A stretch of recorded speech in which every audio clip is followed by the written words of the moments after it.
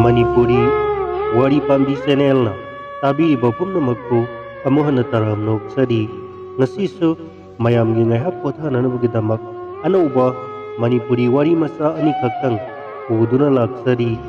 Wari Masa Ani Sigi Ahan Boina Miyamda Lantoksadiba Wari Masa Sigi Mamingna Kongchattuna Kadomda Wari Masa Sigi Aibi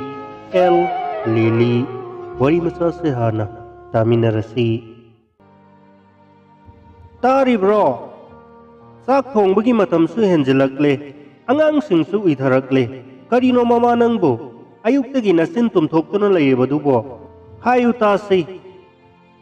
Ngamjararoye Ngasi di mo'y pabung oy na thongbiro ro Imong manunggi ta hona zabada Punsi kiem labani Sorodoni hoy na Kaya ada kethok mauthok na layriba Kikre da ko iray bagsidi Oy na zay Haibadu mangay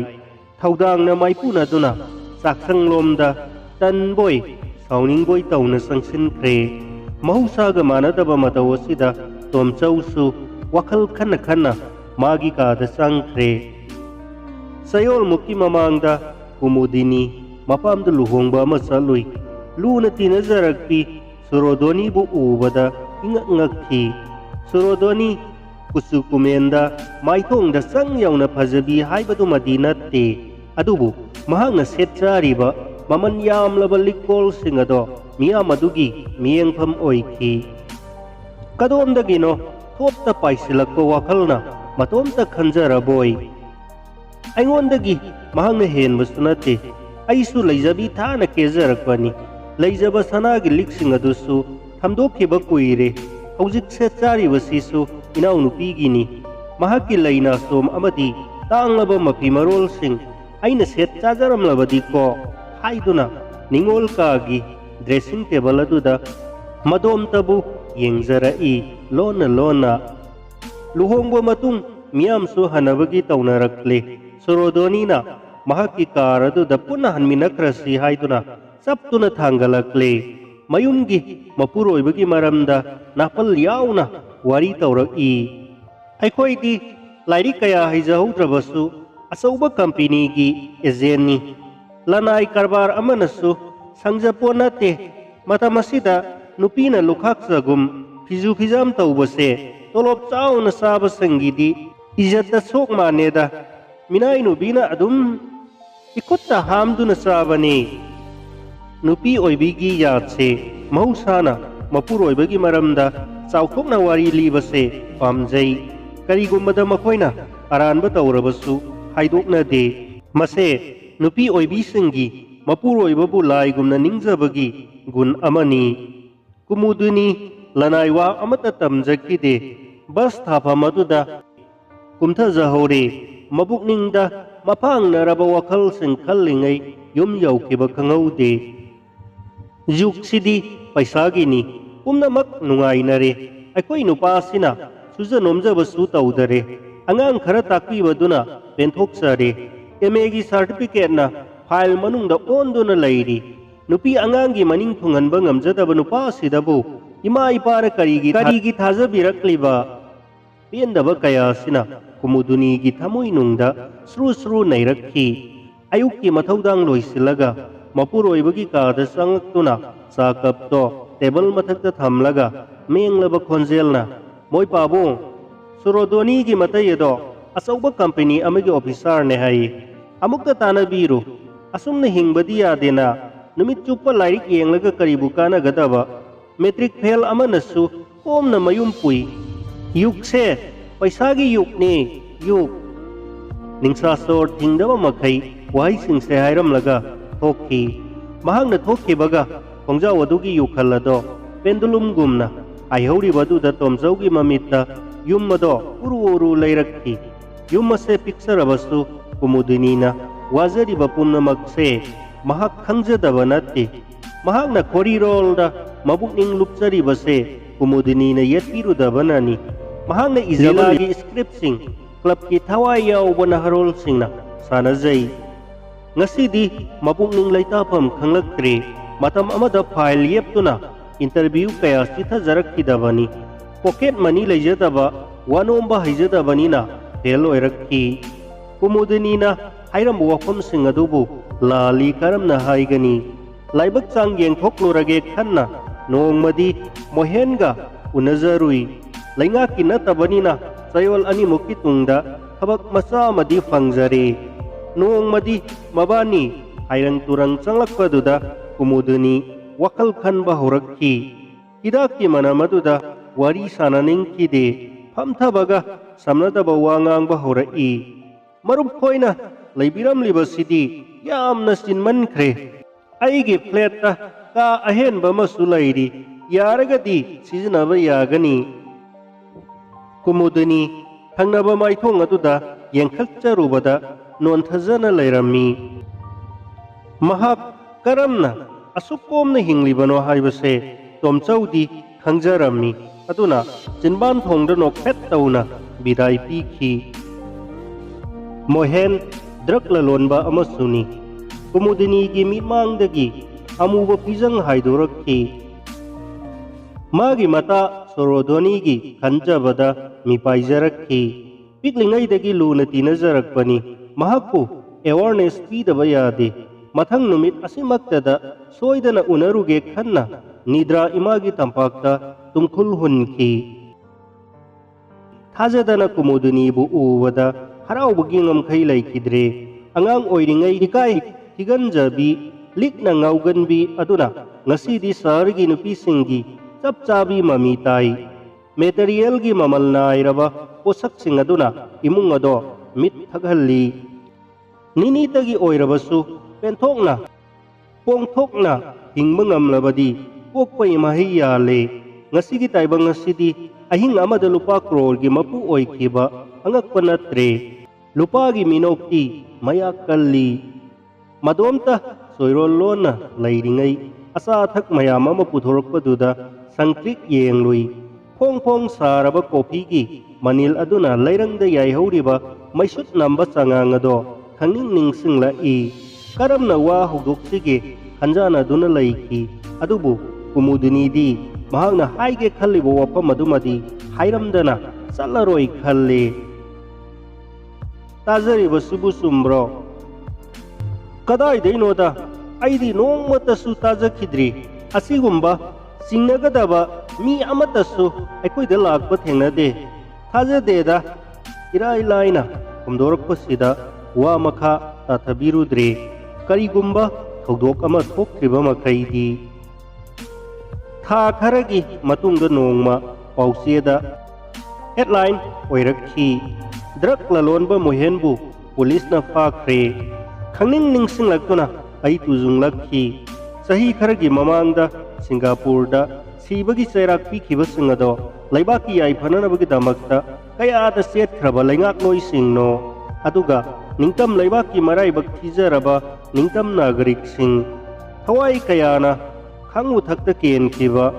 mangdrangda yata handuna mathaudang masak khalaktraba sumcharba tungi yumbirel sing mapuroibagi maphamda pendaba waraujaramba pumnamak adugi yukhal haidorakhi taru taruba atiyada thanil thajana thoklibado thamoi tanik tanikna yengjarui nontharakpada laimai thakta urai masa singaduna mangol masida lairik tamlibado amuk karamba khusumana masagi humangmanna kanna honajaduna yummado komna pangadage khanthajaba horakhi magi matadugi khanjabada pendaba poglakhi selna minai oihanba matamasidabu wakat wapong natraga pigi mamal lairibra ngarangi ningthau konungi mabema ngasina lambi gi sakni bi lemhauriba khongchat aduna kadomda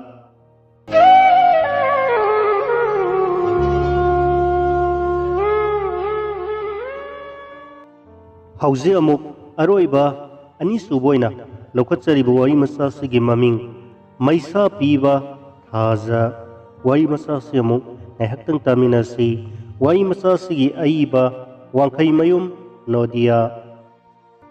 taminasi phajakraba maithong chung phiral chana तनापलब सवाल अदुगा चुनना सेटलिबा फिजोल मागी ओइरबा फावबदा हेक कलक्चै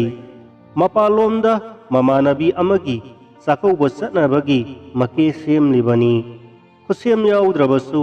lump यौना निंथिजरबी मंगोंदा खुसेम कया अममुक चिनबालदा पिसुमदा खजाइदा तैरिबा येक्लिबा संगलिबा मयाम फिजेटना तांजबी माइथोंनी मागी मपुरोइबदो फावबा Munna येंबा ngamjade मिसिना हाइफेट येंलुबदुगा मिच्चानरुई करी हाइगे तंगांग लबी सिनबानदुदगी मिच्चीना तेंगा थोंगलदुना थारकपा वहै अमनीदो सारबा कालेनगी मैसादा काहतलबा हक्सांगदो वाक्सिंगी उलेना इंहनबदु मंगाई करिसु हाइदेदा मिंगा यामना सानै यामना फजै थाजदा थाजा माली हाइबा असिबु वानी हाइदना अदो होरे लौबसु खरा लाकियो हाइबा इपामदसु ngaihaktगा संगलमगे लौबा लाकपदना तेबेमा थबक्का चतनाने अदुम ननाक्ता संगुना लैरसिरा खल्लिबा संगु संगु अइगी इमानबी सिंगा चाक चामिनबगादो अदुम नया कादुना येंलगा लैयु कमदौना असुक चंखोनबी निंथिजबी इंगतपी वातपादबा इमुंगी ममोमसे मागी ओइना फंगजरुबा थाजबु खुदना लांबा फंगबगा सब मानई मादी पिदत पादत पमसानी सही तरा मुक सुरकपा अद्वाइदा मपा लैखिदे ममासु मदुना लाइमन ओइदुना ओलकपा सहीदा लैखिदे अदुदगी माबु मखुरा मंदुन चाना यौलकपनी महै मनसिन तंबदा मथ्वाई याउबदगी सौ सौ लाउबी मंदुम चादु फाउबा मागी महै तंबगिनी हाइरबदी सरा ना अमता चाबा फाउबा याउख्रबनी कयारक मदुगी महै करम चादना तोकनी महै तंबा लोइरदुना लैंगाकी लोइसंगदा सेंथोक लैबा थबक अमा हेक फंगबदगी मखुरा मंदोल चाना कोइचेन चेंदुना पामजना हाइना सिंगनदुना लुहोंगलकपा था अहुमता मंगाइरी मंगदा फाव मंगनी खनखिदबा मंगलान गुमलबा तमथीरबा थौदोकतो करम थोखिबा नुमितुदा ऑफिस की मरु ओइबा से सांग खरा मयुमदा पुथरक्तुना सूरिङै थाजमानबीना मोमोन मोमोन नोक्लदुना चादो मंगोंदा पिरकपदा मागी मखुतना फाइल अमा लौगे हाइदुना तिंथोकलकपगा चानरुदुना चादो ऑफिस की से सांग मथक्ता हाइजिनबदुदा अफिंग अफाई ओइ तनौरबी तंगांगलबी मखजायदुदा खुच्छा ममी ताबा मखै कुपाकना थाखिबदो कमदौननो मिकुप अमगी ममांगदा मोमोन नोक्लम्बी माइथोंगदो लैकोलदा हौजिकता फुगाइना साचरम्बी लैरांगदो इंगागी अकनबा नोंजुगा लोइनबा लेनजाउसिंगना लैरांग लैका चोइबा मखै नैखाइबीबदुगा सब मानै करिसु हाइरमदना थाजमानबी माइथोंगदो लुक्थरदुना चाक्संग ताना संख्रगा मागी मथौ तौबा हौख्रे निंगमदना तुंगलोमदगी थाजमानबीबु येंगलुई हन्नबा फावबु येंथोलक्त्रबसु हाना हानागी मतौगुम मथौदी अदुम तौरी नोंमता कुपाकना थाबदी लाइरदना वा फावबा कन्ना ngang कमदौना ngasiदी तनौरबी खजायदुदा इकाइबा निंगमदबना मंगोंदा वा अमा फाव हाइरमदना थबक मफमदा चले अकनबा इथक इपोमना थाजमानबीगी थमोइदा हंजिन हंजिन यैररे साउबगी नते वरौबगिनी वहै मसेत अमा फावबा मंगोंदा हाइरमदबदुदा माना थबक चटपा नंगनबा थोंगलिबा चाकतु फाव चादना चटखिबा असुम अरान अफफता मसक अमता खंगलक्त्रे ताइबंग पुंबा ममसिलक्ले ममित्ता मंगाल मसेक उखिद्रे अमंबा ngakta ngaikhre नोंगमा ममानबीगी चाकौबा चटपदा सेटखिबा फिजोल अदो सेटचिल्लगा फजना मके सेमले अदुगा अकीबा यामना तमथीबा वारेप अमा लौरे सिलंबा नुंसितसु सिटखिद्रे लेपनाइदबा मतम मासु ngaihat leplamgani matamadu ngasidi chainado khangnaba thamoibu inghallamba ingtappa monghadaba thajado ngasidi maisak phaba maisa piba thaja oire office ta chaukri mathakta phambado maithakta phambaga sap manai mapukningdo tayang tasoi hoirangi kanadasu salage fawba hairamdana tumin mayum maikei panglakle haujikta nongmadon thakta tarang tarang thoklamba numitsu kadomdagino khangdaba khanghaudana haurakpa musak muba amangba nongna pungkup kup thasigi ahingum umam le imung mangol taru tanalami pochai amata khutpham kairamde adubu umchik chiklami nungtigidi mana halakpa khuding hajakrabi maithong aduda momon mino kaloinana mabu ngairambani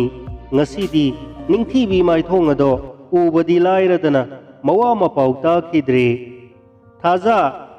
thazamanbi mipaiba ama yauna thazamanbibu kauduna imungda sangduna koithi thibada tumpham kagi siling phen aduda mapop kaida mana khoida zakkiba fizol ado set mamit thitna yengjau matagum thauri yanduna leirambado ubada maduge awaba saina ado singthaduna igadaba kanagi matik laigani wari liba aigi kolomgi muksu mayek tho uyadre lepkhre adubu pendabatana thallaba magi thamoina thazamanbibu kayada waraujakkiba wa ngangba thoktraba machin aduda murum sol nangnani haiduna thazamanbigi khajaida thakiba makhutto khudum sing aduna wangna thangalai thazamanbigi thawai yaudraba haksang tamna